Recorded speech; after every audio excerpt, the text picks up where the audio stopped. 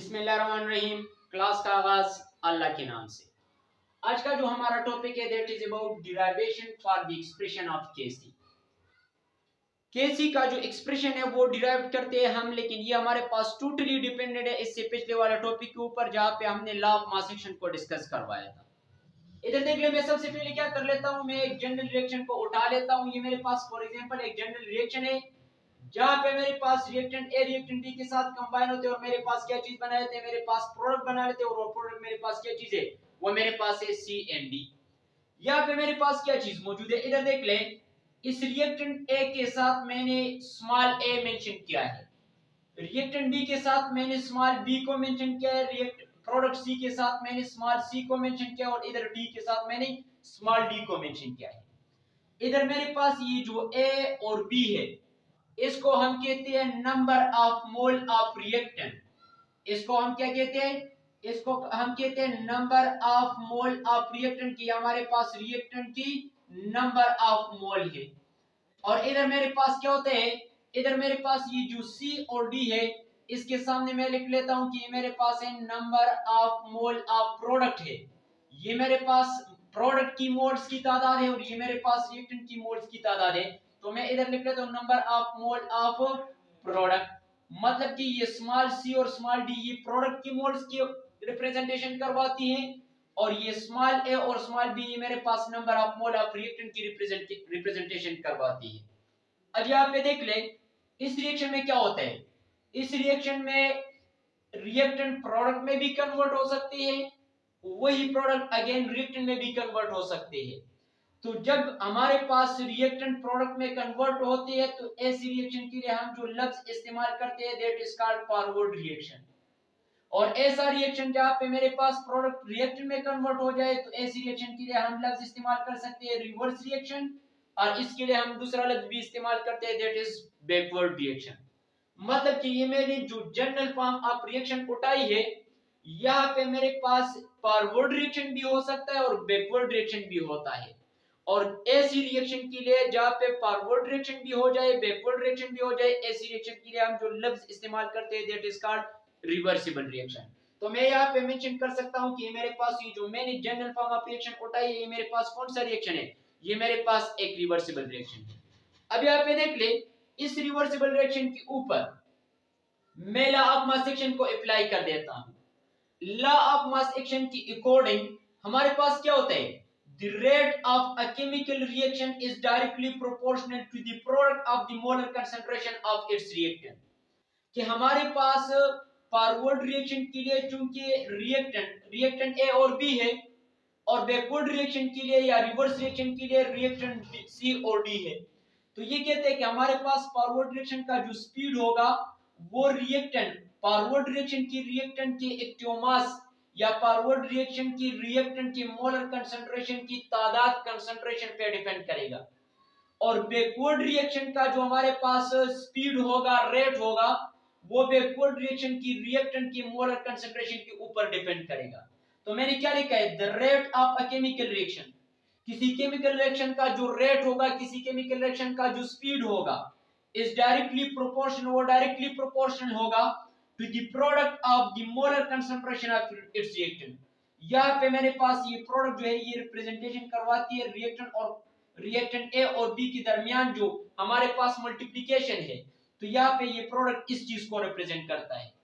और यहाँ पे मेरे पास सी और डी के दरमियान जो मल्टीप्लिकेशन है ये भी मेरे पास यहाँ पे ये वाला जो प्रोडक्ट लफ्ज है ये उसी को रिप्रेजेंटेशन करवाती है। तो मैंने कहा the rate of a chemical reaction is directly proportional to the product of the molar concentration of its reactant. कि फॉरवर्ड रिएक्शन का जो स्पीड होगा वो फॉरवर्ड रिएक्शन की रिएक्टेंट के मोलर कंसंट्रेशन के ऊपर डिपेंड करेगा और बैकवर्ड रिएक्शन या रिवर्स रिएक्शन का जो स्पीड होगा वो बैकवर्ड रिएक्शन की रिएक्टेंट की मोलर कंसंट्रेशन के ऊपर डिपेंड करेगा। Raise to the power equal to their number of moles. और ये मेरे पास जो मैंने नंबर ऑफ मोल्स उठाई है, यहाँ पे मेरे पास ये number of moles of product है और यहाँ पे ये स्मॉल ए और स्मॉल बी ये number of moles of reactant है। तो ये कहते हैं हमने क्या करना है, हमने ये number of mole of reactant और number of mole of product को रेज करना है, इसको हमने ऊपर लेके जाना है। तो मैंने लिखा रेज टू द पावर, ये हमने पावर पे लिखना होगा। Equal to their number of moles in a balance chemical equation. और लॉ ऑफ मास सेक्शन में मैंने या रिवर्सिबल रिएक्शन में मैंने आप लोगों को ये पॉइंट क्लियर करवाई थी कि हमने क्या करनी है, हमने बैलेंस केमिकल इक्वेशन को उठा लेनी है, तभी हमारे पास क्या आएगा, हमारे पास इक्विलिब्रियम आएगा। अब यहाँ पे देख ले, यहाँ पे मेरे पास क्या होते हैं, सबसे पहले मेरे पास होते हैं फॉरवर्ड रिएक्शन। फॉरवर्ड डायरेक्शन में क्या होते हैं, एक हमारे पास फॉरवर्ड डायरेक्शन में आप लोग ये पॉइंट देख ले, फॉरवर्ड डायरेक्शन में हमारे पास रिएक्टेंट ए और बी है। तो यहाँ पे मेरे पास एक स्मॉल ए है, एक लार्ज कैपिटल ए है, small B and capital B. तो मैंने इधर मेंशन किया है कि ये जो कैपिटल ए और कैपिटल बी है, ये हमारे पास क्या चीज है, ये हमारे पास है रिएक्टेंट। और ये जो स्मॉल ए और स्मॉल बी है, ये number of moles of reactant है, ये रिएक्टेंट के नंबर ऑफ मोल्स है। तो मेरे पास सबसे पहले क्या होते हैं, इधर लॉ ऑफ मास एक्शन को मैं इधर अप्लाई करता हूं। लॉ ऑफ मास एक्शन को अप्लाई करने के बाद मेरे पास क्या होगा, मेरे पास फॉरवर्ड रिएक्शन के लिए, क्योंकि रिएक्टेंट ये है और लॉ ऑफ मास एक्शन हमें ये बताता है कि फॉरवर्ड रिएक्शन का जो स्पीड होगा वो फॉरवर्ड रिएक्शन की रिएक्टेंट के एक्टिव मास या रिएक्टेंट के मोलर कंसंट्रेशन से डायरेक्ट रिलेट करेगा। तो मैंने क्या लिखा है, Rf is directly proportional to the molar concentration, square bracket को हम कहते हैं मोलर कंसंट्रेशन। ये जो मैंने स्क्वायर ब्रैकेट इस्तेमाल की है, ये हमारे पास किस चीज को रिप्रेजेंट करते हैं, ये हमारे पास रिप्रेजेंट करते हैं मोलर कंसंट्रेशन को, या इसके लिए हम जो दूसरा लफ्ज इस्तेमाल करते हैं that is called active mass. तो ये मेरे पास क्या आएगा, rate of forward reaction is directly proportional to the molar concentration of A whole power A and the molar concentration of B whole power B। मैंने क्या लिखा है कि हमारे पास ये जो नंबर ऑफ मोल्स है, इसको हमने मेंशन करना है, किधर मेंशन करना है, हमने पावर पे मेंशन करना है। तो ये चूंकि मेरे पास ये A और B ये नंबर ऑफ मोल है, तो ये A और B को मैंने ऊपर लेके शिफ्ट किया, पावर पे मैंने इसको मेंशन किया। अब मैं क्या करता हूं, मैं ये प्रोपोर्शनलिटी का जो साइन है ये इक्विलिटी पे चेंज करता हूं। तो हमारे पास क्या आएगा, Rf इज इक्वल टू, ये पॉइंट याद रखना कि जब भी हम किसी प्रोपोर्शनलिटी साइन को इक्विलिटी साइन में कन्वर्ट करते हैं तो हमने लाजमी हमने क्या करना है, हमने कांस्टेंट को यूज करना है।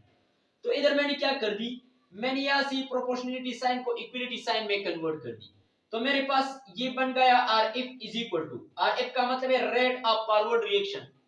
इज इक्वल टू, तो यहाँ पे मैंने ये Kf जो है ये मैंने कांस्टेंट को यूज किया, तो ये मेरे पास बन गया Kf, और ये बाकी मेरे पास वही का वही रह गया जो मैंने ऊपर मेंशन किया है, molar concentration of A power A, molar concentration of B power B। यहाँ पे मैंने क्या लिखा है, क्योंकि यहाँ पे मेरे पास ये Kf ये एक नया टर्म हमारे पास आ गया, तो मैं क्या करता हूँ, मैं उसी टर्म्स को एक्सप्लेन करता हूँ कि मेरे पास ये जो टर्म मेरे पास नया आ गया, न्यू आ गया, ये मेरे पास क्या चीज है। तो मैंने लिखा है कि Kf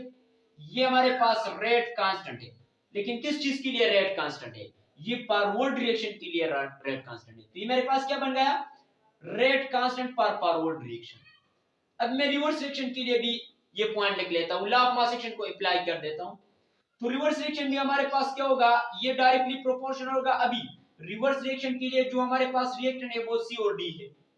तो ये मैंने लिखा है कि रिवर्स रिएक्शन का जो रेट होगा is directly proportional to the molar concentration of C whole power C,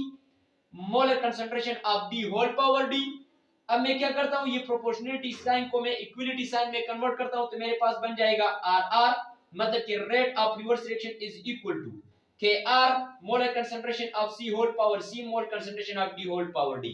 अब यहाँ पे मेरे पास ये चूंकि एक Kr ये नया टर्म इस्तेमाल हुआ है, तो ये मेरे पास ये नया टर्म क्या है, तो मैंने इधर मेंशन किया कि Kr is rate constant for reverse reaction.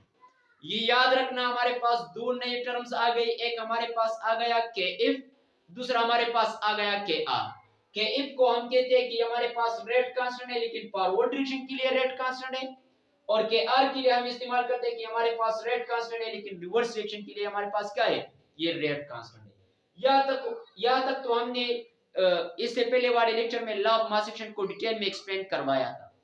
अब यहाँ पे देखिए हम क्या करते हैं, हम केसी एक्सप्रेशन को डिराइव करते हैं। अब केसी एक्सप्रेशन को हम कैसे डिराइव करेंगे, तो यहाँ पे मैं सबसे पहले क्या कर लेता हूं, सबसे पहले मैं ये पॉइंट मेंशन कर लूं कि मेरे पास क्या होता है, मेरे पास इक्विलिब्रियम स्टेट पे जब भी हमारे पास इक्विलिब्रियम आता है, तो इक्विलिब्रियम पे ये पॉइंट ज़हन में ये डाल दे कि हमारे पास फॉरवर्ड रिएक्शन और बैकवर्ड, मतलब कि इक्विलिब्रियम तभी आएगा जब फॉरवर्ड रिएक्शन का जो रेट होगा, फॉरवर्ड रिएक्शन का जो स्पीड होगा, वो जब बराबर आ जाए, जब इक्वल आ जाए बैकवर्ड रिएक्शन की स्पीड के साथ, मतलब कि फॉरवर्ड रिएक्शन और बैकवर्ड रिएक्शन जब इन दोनों की स्पीड बराबर हो जाए, इक्वल हो जाए, तब जाके हम कहेंगे कि हमारे पास इक्विलिब्रियम अटेन हो चुकी। तो हमने लिखा, क्या लिखा है कि इक्विलिब्रियम स्टेट पे हमारे पास क्या होता है, इक्विलिब्रियम स्टेट पे हमारे पास ये पॉइंट नशीन कर दें कि हमारे पास आर एफ, मतलब कि फॉरवर्ड रिएक्शन का जो स्पीड होगा वो बराबर आएगा रेट ऑफ रिवर्स रिएक्शन की, मतलब कि रिवर्स रिएक्शन का जो स्पीड होगा उसके बराबर आएगा। तो अब मैं क्या करता हूं, आर एफ मेरे पास बराबर है आर आर की। इक्विलिब्रियम स्टेट पे इक्विलिब्रियम हमें ये बताते हैं कि आर एफ जरूर बराबर आएगा आर आर की। अब मैं क्या करता हूं, आर एफ की जगह पे मैंने ये टर्म्स को पुट करनी है,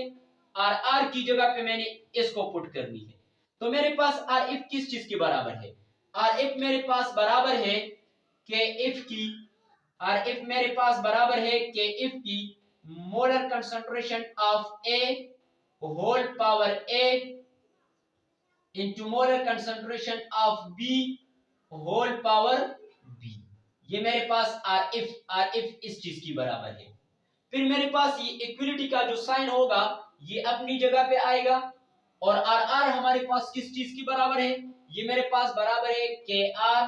आर को हम कहते हैं rate constant for reverse reaction into molar concentration of C whole power C, molar concentration of C whole power C into molar concentration of D whole power D. ये मेरे पास इस चीज की बराबर है।